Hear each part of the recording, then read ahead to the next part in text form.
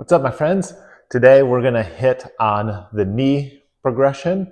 Once you get the full mobility, which is in the last video, then you're going to want to work towards the strength portion. There's lots of ways to do this. I'm going to give you kind of my most common approaches to it, and let's get started. Before, though, we just jump into the knee, we got to check the hips. So this is important to know that everything, I'm going to drop this down a bit, everything with the knee is highly dependent on the hip. So as I move my knee in and out here, this is not my quads control at all. This is all coming from the hip, my glutes control.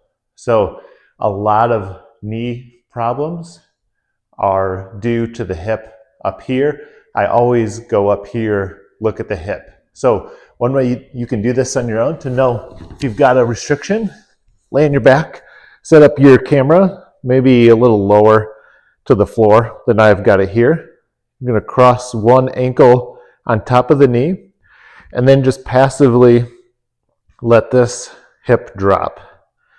What you want to do is not so much care about how high or how far you can get, how close to the floor you can get, but we want to know, relatively speaking, when you look at that other side, are you pretty symmetrical? Are you pretty close? So let's say, for example, my left side is up here, my right side is down here. Then I've got some restriction up here in this hip, and it often can be fixed pretty quickly. And I'll show you how to do that. So let's say my left hip was a problem and I wanted to open that up. It wasn't getting as close to the floor. So you just get on a bench here. I'll show you from the side. You want to hinge forward right here. Keep your low back nice and locked in. Don't round off. So hinge forward like that. You're going to hinge forward and you're going to actively open this hip up. Now you'll see my foot roll. That's fine. I don't care. You don't have to keep your foot flat. Let it roll out. What you want to feel is squeezing in this glute over here and pull that baby open as hard as you can progressively. Maybe not the first one or two, but get progressively more aggressive with it. And what I would do is at least a good 10 of those, and then go back and check the floor again.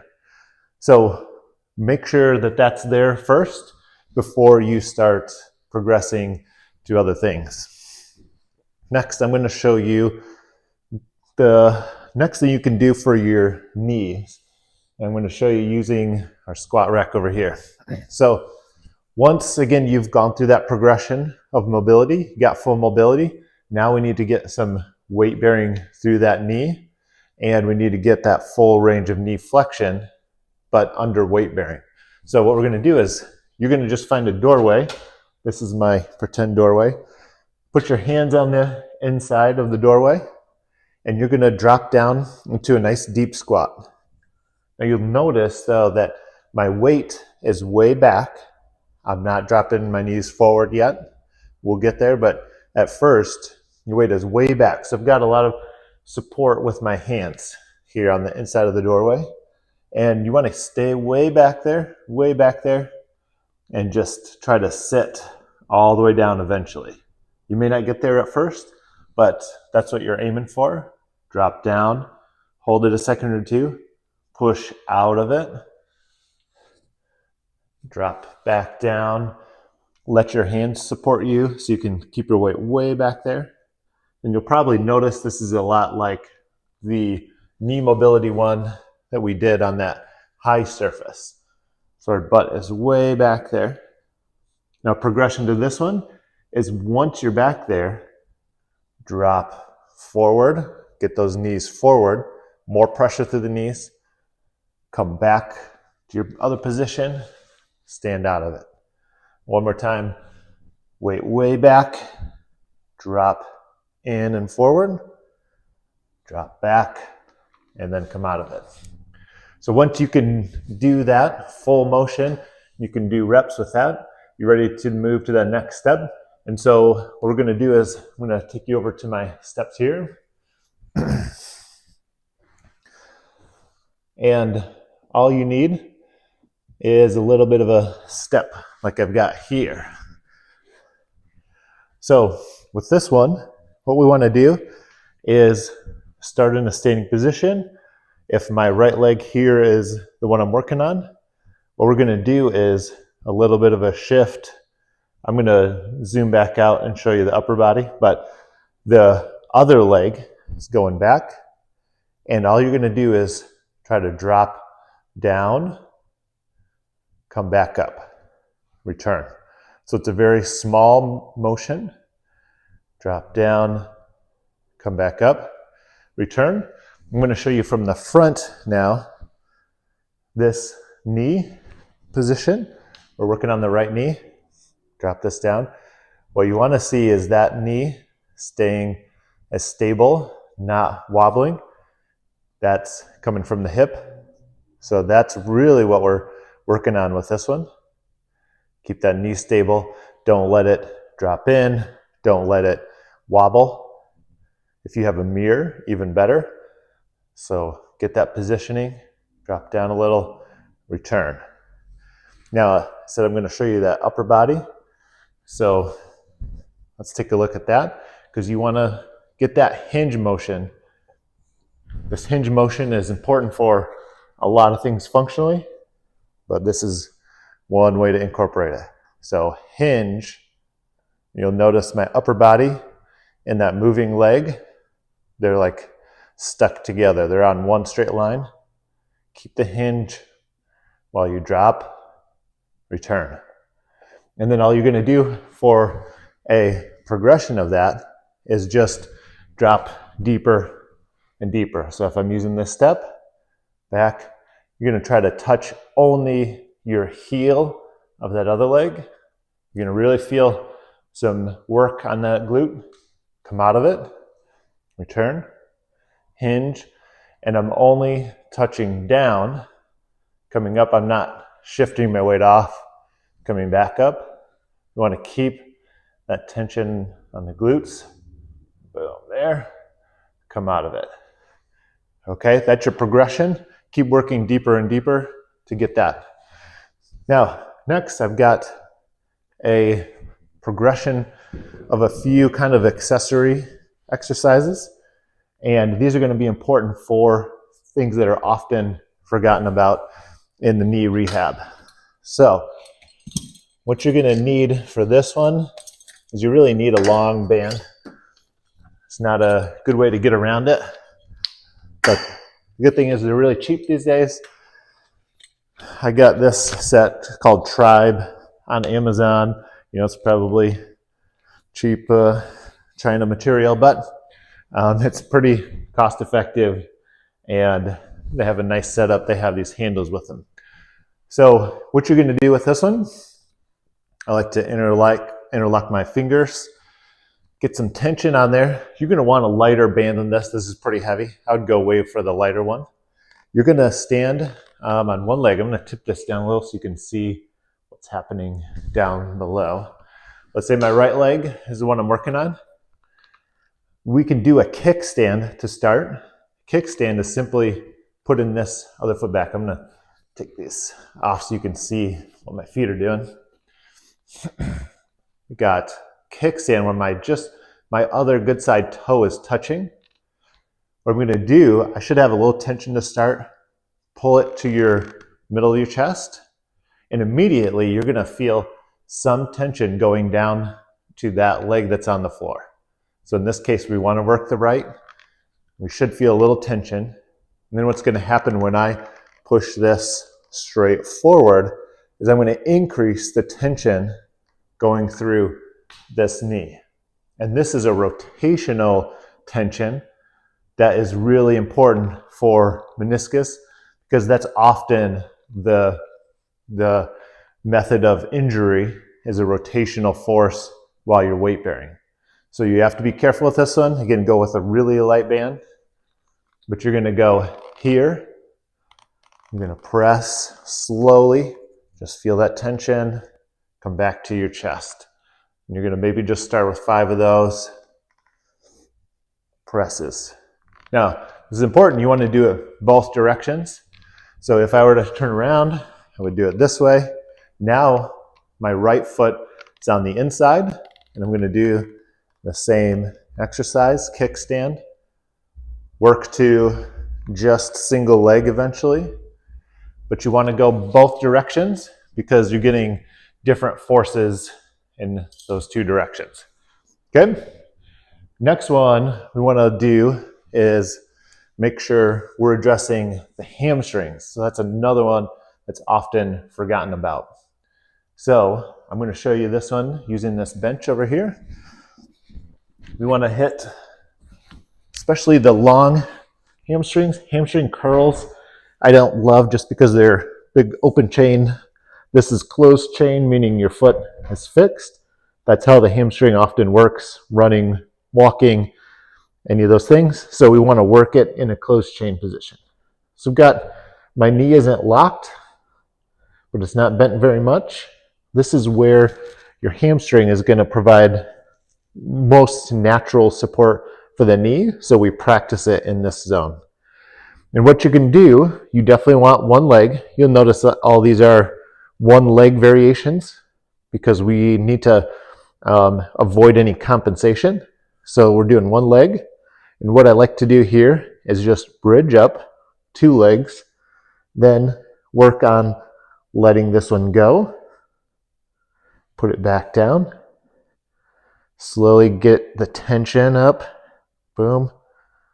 And down. So you're really doing an isometric of this hamstring. This is one way to do it. And then as you get closer to things like running or sprinting, you want to do this quickly. So it'd look boom, like that. Boom. You want that hamstring to be able to kick in quickly and get used to that quick activation like you do in sprinting.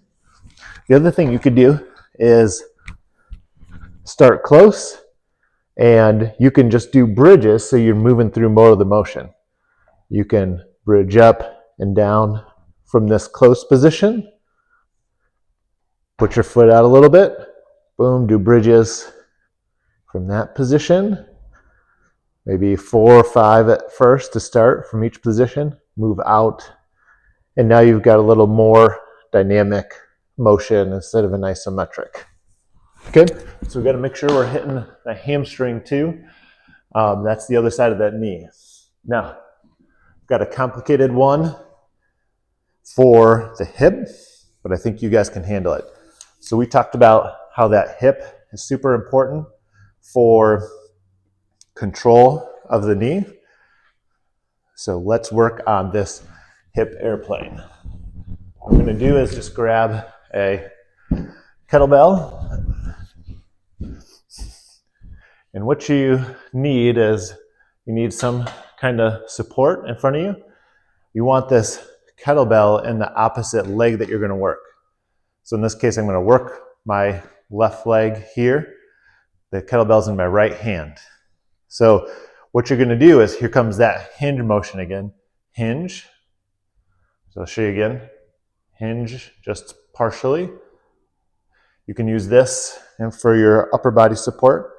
And then what you're going to do is drop this hip down so that you're trying to turn, like I'm trying to turn towards the camera. Come back to neutral and then open the opposite way. My kettlebell hand here is just hanging. It's not doing anything but hanging. Then you move through that full range of motion. You drop in, you feel like that hip's gonna pop out of place on the foot on the ground, and then you squeeze that glute to open this hip and this toe up. Okay, I'm gonna show you a little bit from the front. Drop. This is gonna come down. Then you're gonna open it all the way up as far as you can. And you're gonna do that full motion back and forth, which is gonna be working this glute over here. Again, that's stability of that knee. Last extra piece that most people aren't gonna show you that you want to work on are your ankles. So of course, doing single leg heel raises would be good because that is part of your posterior support of the knee. So any single leg heel raises, especially if you can do it off an edge, like a step edge, get that full motion where your heel is going lower than your ankle, coming all the way up. The other one though I like to work on is these anterior tibialis, just part of your knee. So with this one, I like to do these rotations. So you start with 2 feet at the same time. I got some balance support behind me. I'm trying to turn my toes here like this, my ankles in. I come up and then I level them off. Then I come back down, outside to in, lift them inside to out, outside to in. Do that until you can do about 20 of those. And then, of course, go to 1 foot. Inside to out, lift that outside of the foot, level it off, then go outside to in. Very good? Okay. Last one. Now this is your progression to the knee. We're going back to the knee again. And this time, you know how we use this step to work on that hinge motion. Now we're going to do something different, almost the opposite. So I'm going to take you over here. I think this will be a better view right here. I don't have a paid cameraman yet, so I'm double duty. All right, we're going to use this step, and now we're going to be facing forward on it. So from here, we're going to do the same heel touch.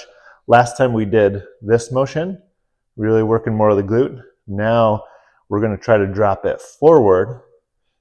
We're still keeping that hinge, keep your low back locked in. Trying to touch the heel, come back up. So just touch the heel. Don't weight shift off like this and then rock back, because then you're just using momentum. So drop in, boom, come out of it. And I'll show you from the front.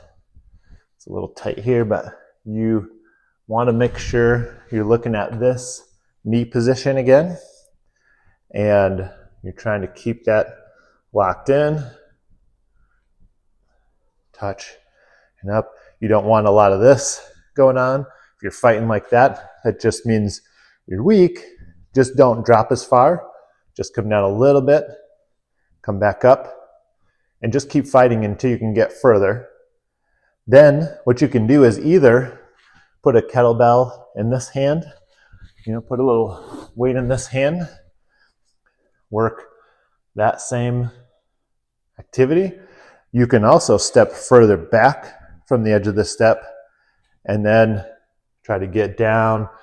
It's a little harder the more forward you go. You're going to feel more in your quads. All right? So that's your progression. After that, what I would say is if you can do those with some weight, like 40 pounds, and do those single leg heel touchdowns, and you can do maybe reps of or sets of 10, and you don't have much, if any, pain, then you're probably ready to start with 2-leg exercises. But don't jump to 2-leg exercises too soon, because you're just going to compensate and you're not going to really fix the problem. You got to fix it with 1-leg exercises, both hamstring, the quads, and the glutes, as well as the ankle, and then go to the 2-leg exercises. All right, people, hope this was helpful.